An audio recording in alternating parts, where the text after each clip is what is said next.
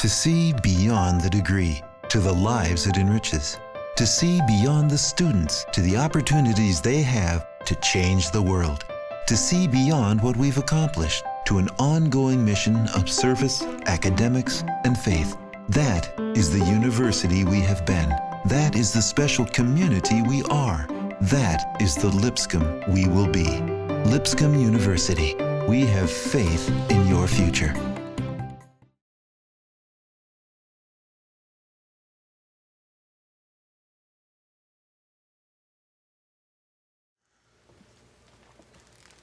Glad to share the podium here with Brother Richard Barclay,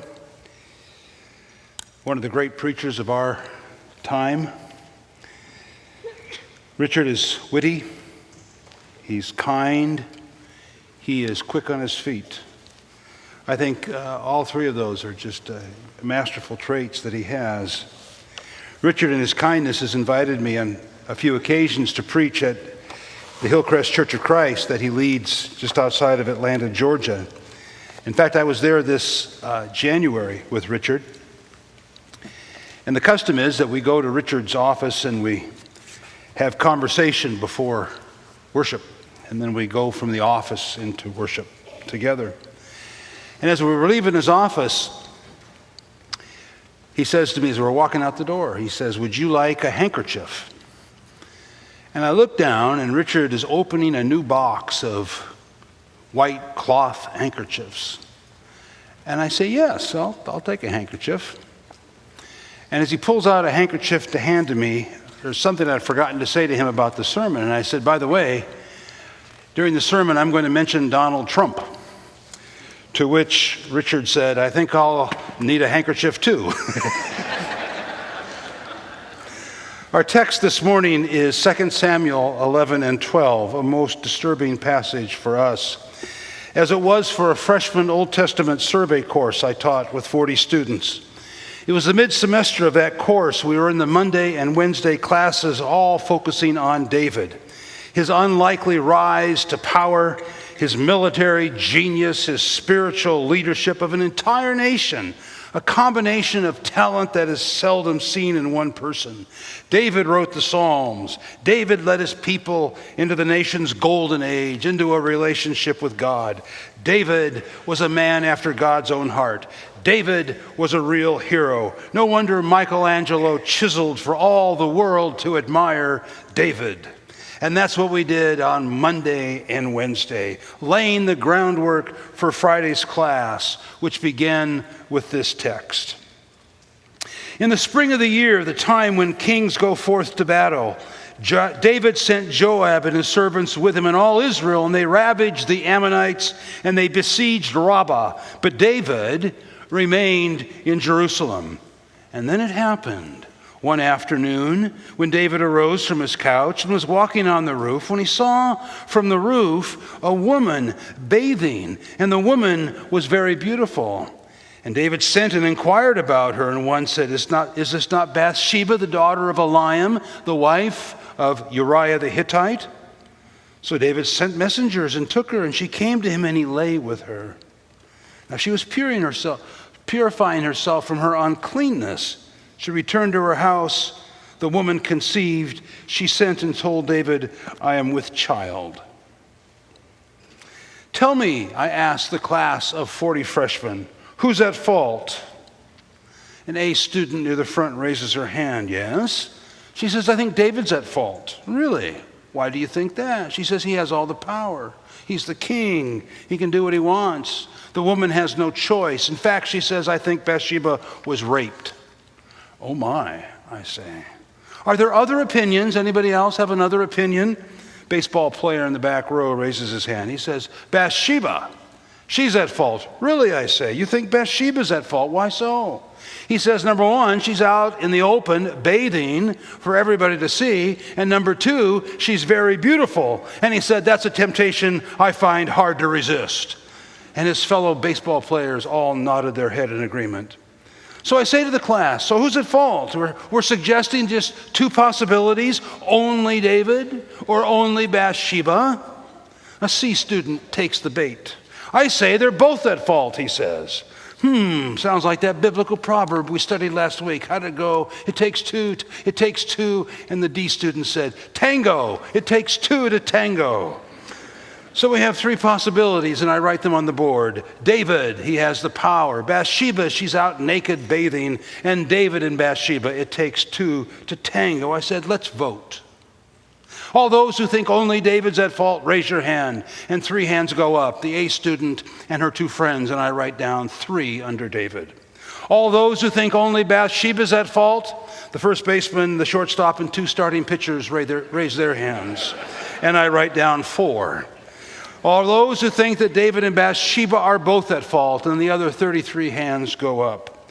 So according to our democratic classroom, we discover that David and Bathsheba are both at fault. But then I say, let's read the text again. And this time I have chalk in my hand, and underneath David I'm going to write every verb that he gets, and underneath Bathsheba I'll write every verb she gets. And I read, and it happened late one afternoon when David arose from the couch and walked upon the roof. He saw the woman bathing. And David sent and inquired about the woman. And one said, is this not Bathsheba, the wife of Eliam, the daughter of Eliam, the wife of Uriah the Hittite? But David sent the messengers and took her, and she came to him, and he lay with her. Now she was purifying herself from her uncleanness. Then she returned to her house. She conceived, she sent, and she said, I'm pregnant. And underneath David's name I wrote, arose, walked, saw, inquired, sent, took. And then I said, notice how the sex is described. He lay with her. And if that's not enough, the stoplights are flashing. This is Eliam's daughter. Don't proceed. Severe tire damage. She's the wife of Uriah the Hittite. In other words, you can't have her. Which only makes David put the car in gear, and he thrusts forward. And Bathsheba,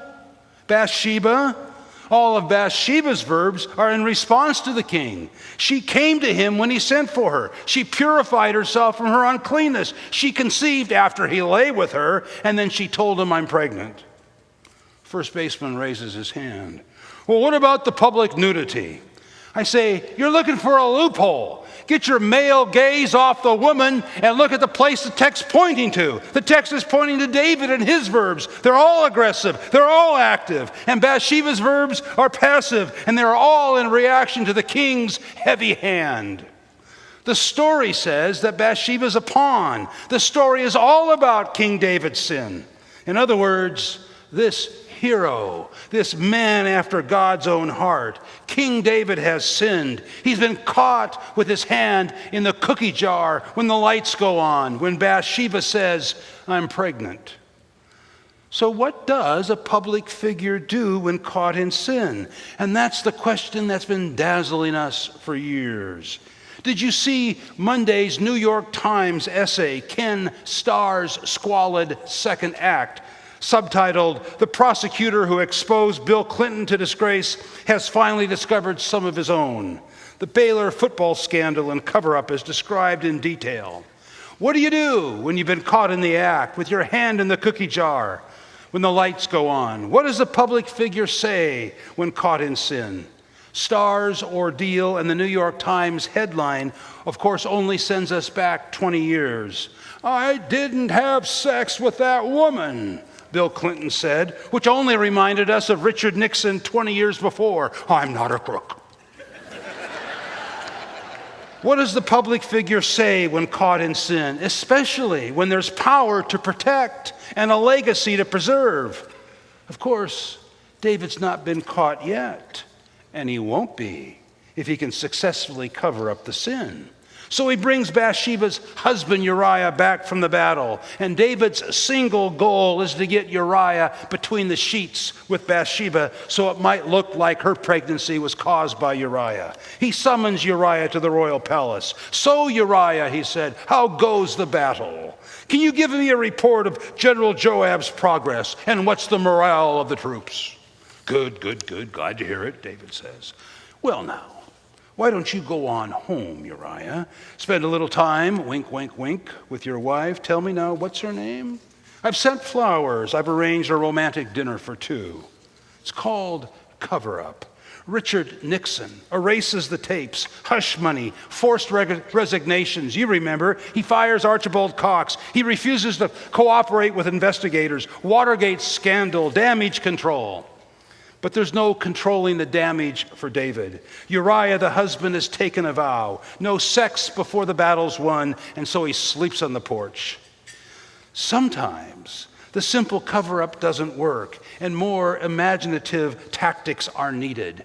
July 1969, Senator Ted Kennedy hosts a party on Chappaquiddick Island near Martha's Vineyard. The party is a reunion for a group of women who have worked in Bobby Kennedy's 1968 presidential campaign. A party that included 6 married men and 6 single women, and the women are all 28 years of age and younger.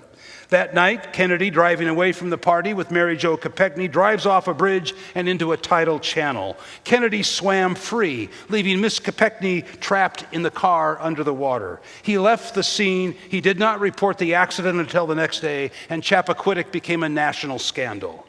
1 week later, wearing a neck brace and standing next to his wife, Joan, Kennedy addressed the people of Massachusetts. Denying anything immoral with Miss Kopechne, Kennedy said he was driving on an unlit road, and the car went off a narrow bridge, which had no guardrails at a sharp angle to the road. The car overturned in a deep pond and immediately filled with water, Kennedy says. The water entered my lungs. I felt the sensation of drowning, and I somehow struggled to the surface alive. I thought, is there some awful curse that hangs over all the Kennedys? As if he, Ted Kennedy, and not Mary Jo Kopechne, was the victim of nature and unseen forces. And it worked. The Lion of the Senate kept his power, and he kept his position, and he continued as a U.S. Senator of the state of Massachusetts for another 40 years. But David isn't quite so successful. So he tries a second technique. He gets Uriah intoxicated, and he sends him home to his wife. The plan is simple. A few months later, Uriah will say, "What? You're pregnant? How'd that happen?" "Oh yeah, I remember when I came home from the battle and had a little too much to drink."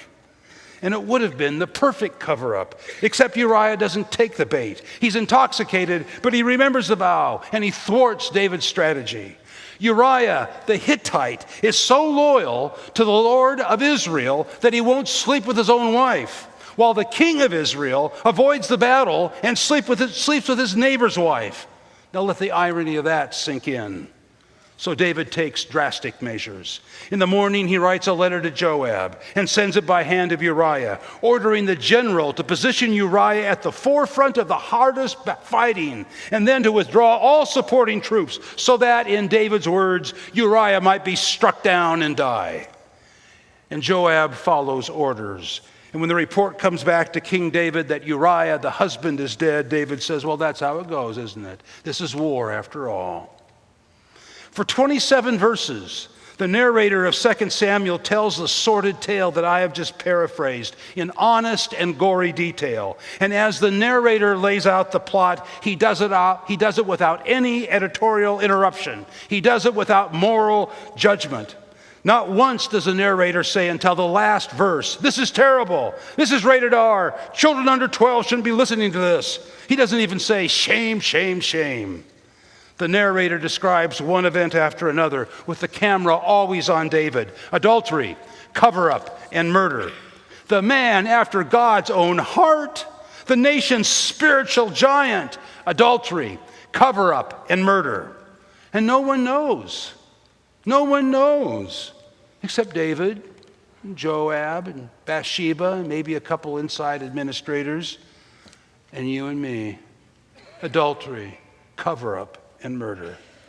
And we make our own judgment about this man after God's own heart. David thinks no one's noticed until a storyteller enters the plot. And following the advice of Emily Dickinson, the truth must dazzle gradually or every man be blind. The storyteller begins. There were 2 men, one rich and one poor. Rich man had 1,000 sheep on 1,000 hills. But the poor man had nothing except one little lamb whom he raised with his family. The lamb shared their food. The lamb drank from their cup and slept in their arms, just like a member of the family. But when a guest arrives to the rich man's home to prepare the meal, the rich man refrains from taking from his own bounty, and instead he takes the one lamb that belonged to the poor family to feed his guest.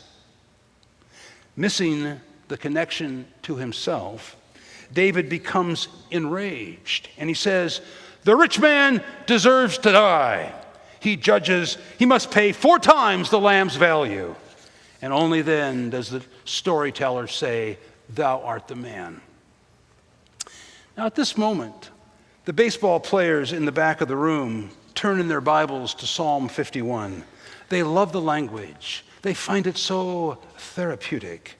"Purify me with hyssop, and I shall be clean. Wash me, and I'll be whiter than snow." But those comforting words are not in our text. They are not in 2 Samuel 11 and 12. In our text, God says there are consequences for your sins, and the prophet spells them out. Violence will follow David to the grave. David's family will implode, riddled with murder and rape, brother pitted against brother, and the child conceived by this union will die. That's where the text goes, and that's where the text stays. The evil genius in Nixon's administration was a man named Chuck Colson, Nixon's political point man for dirty tricks. Colson destroyed careers and lives. Later, Nixon would write, "When I complained to Colson, I felt confident that something would be done, and I was rarely disappointed." And so what followed was obstruction of justice, wiretapping, break-ins, planting materials in enemies' homes. Convicted, Colson went to prison. But before he did his time, he had a conversion experience. He was born again.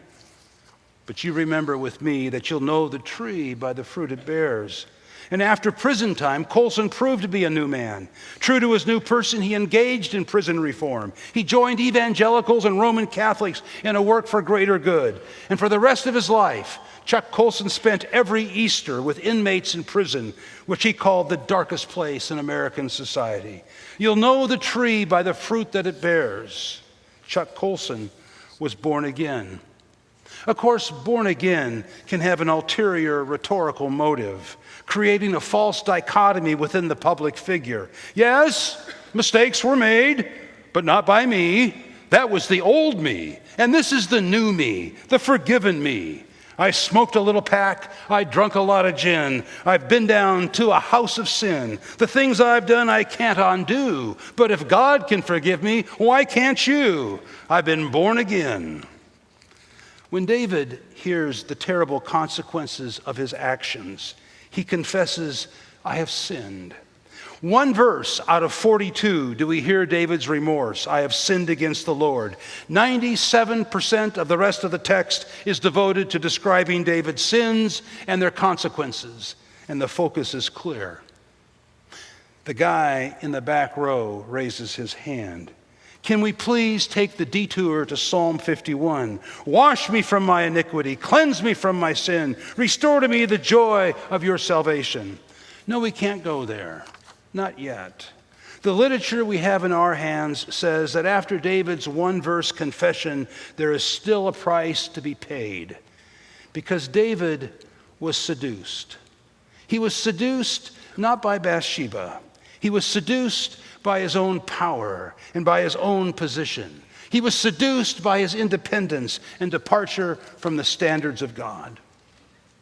And so we have learned over time that public figures will use language to retain their power and keep their positions and polish their legacies. And we have long used these public apologies to forgive or to withhold forgiveness from the public figure, depending on whether it rings true or sounds tinny to our ear. Just remember that sin has its consequences, and you'll know the tree by the fruit that it bears. And so it was a most bizarre twist this last Tuesday when Donald Trump met with hundreds of evangelical leaders in New York. Shortly after the meeting, James Dobson claimed Trump has accepted Christ. He's been born again. Prosperity Gospel televangelist Paula White reportedly led Trump to Christ. So claims James Dobson, though there's been, up to this moment, no verification from the Trump campaign. But buyer beware. Remember that sin has its consequences, and you'll know the tree by the fruit that it bears. Now, you and me, we are what we call low church folk. We are not offended when somebody says, my little cracker and my little cup of wine. We are not offended when somebody puts a $20 bill in the communion tray or says 2 Corinthians. Hey, you and I, we laugh at Randy Harris's baptism jokes. These things don't bother us. But we are people of the book who know a bully and a misogynist when we see one. And being people who are shaped by Scripture, we remember the storyteller's condemnation of such leaders. Some people, because of their power and their privilege, are given opportunity to address their sin in the court of public opinion. And others, remarkably, seem willing to defend the powerful for them. Dobson conceded that Trump does not exactly fit the typical mold of an evangelical. Dobson said that Trump used the word hell 4 or 5 times. He doesn't know our language. Hell, it's not the language that troubles me. What troubles me is that we are in a classroom and we are being challenged how to concentrate and think and understand so that we can live. And while some of our classmates want to divert our attention from the heat of this passage to other more therapeutic places that might soothe our collective pain, what troubles me is that things around us are happening so fast a person can get dizzy by just paying attention. But we need to be as wise as serpents and innocent as doves. What troubles me is that public figures always have and always will use whatever language they can find at their disposal, even our own language, to gain and to preserve power. 2 Samuel 11 and 12 trains us to pay careful attention and to remember that sin has its consequences, even for one who is considered to be a man after God's own heart. Thank you for listening.